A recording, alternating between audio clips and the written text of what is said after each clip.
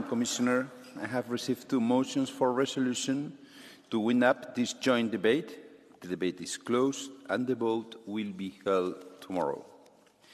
The next item on the agenda is debates on cases of breaches of human rights, democracy, and the rule of law. Next debate on the agenda is post-election situation in Uganda and threats against opposition leader Bobi Wine. My first speaker is uno de los autores, el señor. Muchas gracias, President. Thank you very much, President. In Uganda, the full subversion of democratic standards, abuse, severe restrictions on civic space, widespread intimidation of opposition figures, fraud, violence, and a nationwide internet blackout. How is it possible that the main opposition candidate, Mr. Bobi Wine, could have been sieged by the military in his house and his family and his wife assaulted by government forces? All of this to guarantee a seventh term in office of Yoweri Museveni. It is just unacceptable, and Europe cannot accept this. I must thank all the political groups that we have convened and made a consensus about this. This is, of course, not just about Uganda. It's about supporting the hundreds of millions of Africans who seek freedom, who seek the right for their voices to be heard, who seek their fight for progress and dignity, but are not allowed to do so through violence and oppression. For decades, this European Union has been engaging with our African partners to try to support free and fair elections. I have myself participated in electoral observations on the continent, and I'm very much aware of the challenges. But we need to do more. We have the means to do more, because today it is Bobi Wine in Uganda. Last year it was Tundu Lissu in Tanzania. And next year it might be Alberto Costa Jr. in Angola. Opposition leaders are being persecuted, elections are being stolen, and we cannot allow, as Europeans, continually to close our eyes, and especially our governments who are making economical dealings with the government of Uganda. Madam Commissioner, the Council has to hear high voice and the opinion of this Parliament about these very tragic circumstances that are happening in Uganda. Thank you very much. Señor López Istúriz, my second speaker is another author, Mr. Hayde. Thank you, Chair. Dear Commissioner, ahead of the elections, Bobi Wine was cheered by tens of thousands of Ugandan voters wherever he appeared in the country. Now, after the elections, he is under siege, and tens of thousands of citizens took the streets, this time in protest. The post-election situation in Uganda shows a systematic assault on fundamental rights. President Museveni's 7th term followed elections that failed to meet democratic standards, preceded and followed by mass arrests, violence, attacks on journalists, the shutdown of civil society, an internet blackout, and killings of unarmed civilians. The harassment of Bobi Wine, his family and members of the National Unity Platform is unacceptable. The European Union must act consistently to end immediately all violence, threats and the arbitrary detention of opposition politicians and their supporters. We must review our cooperation with Uganda and firmly support civil society, journalists, human rights and LGBTIQ+ defenders, as well as the democratic opposition. Mr. Hayde. Mr. Otgen is as well an author. Thank you, President, Commissioner, colleagues. What happened on January 15th in Uganda, the so-called elections, were not an election. They were a military operation, and the facts confirm it. Soldiers, acting on direct government orders, raided the home of opposition leader Bobi Wine, assaulted his family and forced the family into exile. Opposition supporters were arrested, disappeared or were killed, including Mesa Kokelo, who was fatally shot while attending a peaceful rally. We are deeply alarmed by reports that the regime has publicly threatened to kill opposition leader Bobi Wine. All these are not isolated incidents. They are acts of terror which are meant to silence an entire opposition. We call for the immediate and unconditional release of all political prisoners, an end to military trial of civilians, full accountability for the crimes committed and a real electoral reform. Today, we as European Parliament say clearly, we stand with Bobi Wine, Uganda's opposition and civil society, and all those who risk everything to demand freedom. Thank you. Thank you very much, dear colleague. Mr. Fröhlich is an author as well. Herr Präsident. Thank you, President. Idi Amin, former dictator of Uganda, said that he can't guarantee free speech.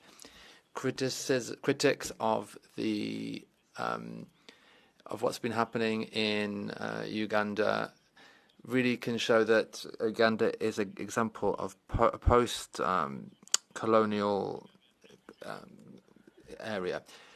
The opposition is suppressed, and between 2020 and 2024, millions of euros were spent to ensure governance in Uganda. This has led to reactions, and in the end, this is just wasted money. We should focus development policy on economic growth and infrastructure, not just on exports. That will give us access to resources. That's a win-win situation. That's the best way of dealing with it. Thank you. We jump into the second part on behalf of the EPP group, Mr. Schenk. Herr Präsident, liebe President, colleagues. Well, to talk about Uganda is uncomfortable, but to turn a blind eye is irresponsible. What we say or what we don't say is important. Uganda is in a situation which we cannot possibly ignore. We're talking about citizens who suffer from violence, media that are not allowed to do their work, opposition with a very narrow and ever narrowing political area.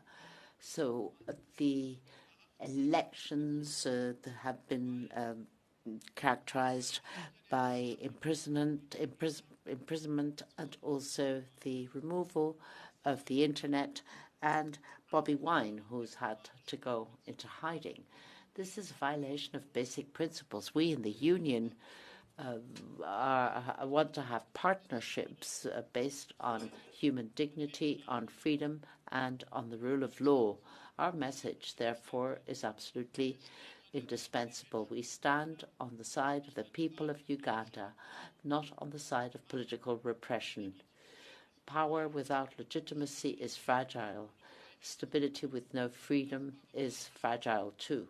So we need to make sure that we protect human rights. Thank you. Mr. Bullman, you have the floor on behalf of the Socialists and Democrats group. Herr Präsident, Frau President, Commissioner, please allow me to read a social media post, to quote it. 22 NUP terrorists since last week. NUP steht für National Unity. NUP is the National Unity Platform. That's the opposition party. I continue to quote. The 23rd is Kabobi. Kabobi steht für Bobi Wine. Kabobi is Bobi Wine, the leader of the opposition and the candidate for the presidency. That quote is from the son of the president. He's also head of the Ugandan army. The post has now been removed, apparently because they fear an international reaction. I'm in favour of offering money to strengthen democracy. I'm in favour of protecting human rights through our cooperation. But this is completely unfair, what is happening, and I'm waiting for action from the Commission and the Council. The European Parliament is not going to let this go. My next speaker on behalf of the ESN group is Mr. Siskowski. Thank you, Chair, ladies and gentlemen. 40 years is a long time, And 40 years ago, the world was completely different. Diego Maradona was the best football player. Margaret Thatcher was the ruling person in the UK. Uganda has had the same president all the time, so no surprise people want changes. But for the 40 years, the president of Uganda did not change either. He rules with the same methods all the time. And this shows the divergence between what we're talking here, where we condemn the behavior of authorities, and that we make business with Uganda. So here there is this discrepancy, because on the one hand we talk about it and indeed we invest there, and we have a policy which should be realpolitik, that is, we focused on business and raw materials.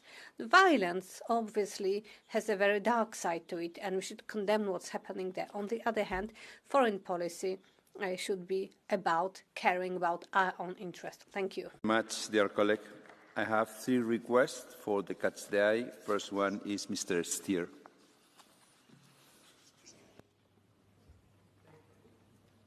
Thank you, Mr. Chairman. Well, the situation in Uganda is not only a problem for Bobi Wine. Of course, it is for him and his family. It's not only a problem for Uganda, for the country. We've seen that last year in Tanzania. We are fortunately seeing that in other parts of Africa. But this is also a failure for us. It's a failure of our development cooperation policy. Because I will remind that in the UN, SDGs, the 16th SDG is about good governance, and this is exactly what is lacking, for example, in Uganda. And then we are thinking, why is the case that for every euro that we are sending in our development cooperation, there are 10 times more euros that are evaporating in corruption in these countries. This is because there is no accountability, because the opposition is treated in that way, because we have presidents that are in the 7th mandate without any checks and balances. This is a failure also of our development cooperation policy. Thank you. Muchas gracias, señor Stier. Señor López Aguilar. Dear Chair, President González Pons, Commissioner, more than 10 years ago, my first mandate is this European Parliament. I was a member of a EU electoral observation mission to Uganda, a country long tormented by oppressive, brutal regimes. Museveni was elected. So many years after, Museveni is still in place, but democracy has been eroded, human rights continue to be violated. I had the opportunity to check the importance and the weight of EU diplomacy on the spot in Uganda. So it summed up with the embassies of the member states, and we're still powerless in order to make the right point to bring about fair, credible elections in Uganda. Insofar, there is something we can do. It's make the case for human rights violated of the leaders of the opposition, so that the European message is still heard in Kampala, in Uganda, and all over the place, that we do care about those leaders of the opposition which are so unfairly prosecuted against. So please, Commissioner, take the message. Action is needed in Uganda, Kampala. Thank you. Muchas gracias, señor López Aguilar. Mr. Tinkinen, seat 210. Mr. President, Uganda's president, who has been in power for more than 40 years, has placed the only credible opposition candidate under house arrest. 40 years in power, and challengers are put under house arrest. This is not democracy, it is criminal. Now listen to what the EU's official policy is at the same time regarding its support for Uganda. The EU cooperates with Uganda to promote the country's green transition, support sustainable and inclusive job creation and investment growth, and strengthen democratic governance that advances social inclusion and human rights. It seems the support policy has not been very successful. The EU must now decide whether we want to continue financing these regimes that laugh at our declarations with gold teeth flashing, or is it time to adopt a new mantra for development aid as well? Here we draw the line. Thank you. Thank you very much, dear colleague. Madam Commissioner, you have the floor.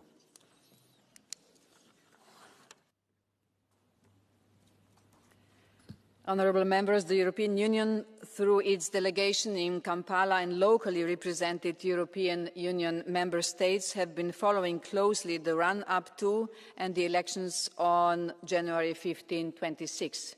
These engagements included meetings with all political parties, including with the National Unity Platform, as well as with electoral bodies and with government and the leadership of the Ugandan People's Defence Forces.